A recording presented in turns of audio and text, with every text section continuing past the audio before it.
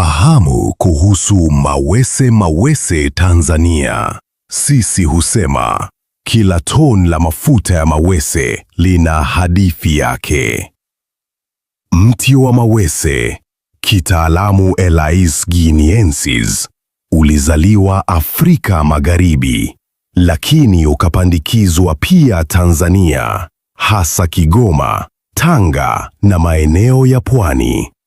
Jamii za Kigoma ndizo za kwanza kulitumia, wakilipika chakula, wakilisafishia ngozi na hata tiba ndogo ndogo.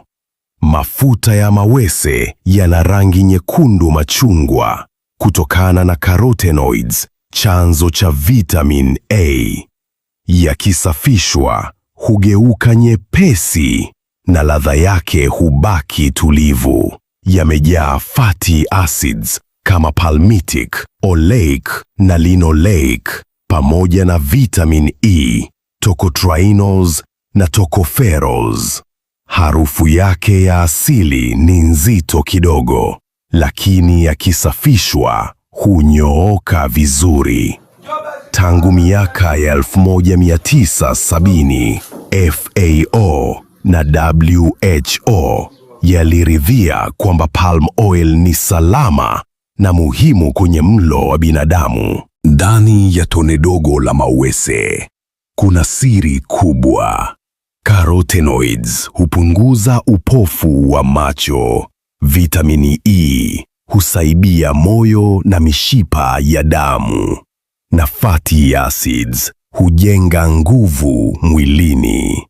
Watu wenye vitambi, pressure au hatari za moyo, carotenoids huboresha retina. Mawese si chakula pekee, ni mali ya mifugo na viwanda pia. Palm kernel cake ni chakula cha kuku, ng'ombe na nguruwe, kikiongeza protini na mafuta kwa ukuaji bora. Viwandani hupatikana stearic acid kwa sabuni na mishumaa, palmitic acid kwa biscuits na margarini, glycerin kwa dawa na vipodozi, na hata biofuel kama nishati mbadala. Zaidi ya nusu ya bidhaa zilizosimikwa duniani, kutoka chocolate na ice cream hadi lotion, zinategemea mafuta ya mawese. Mawese ni zaidi ya mafuta. Ni daraja kati ya kilimo na viwanda, kati ya jamii na maendeleo. Yamebeba tiba,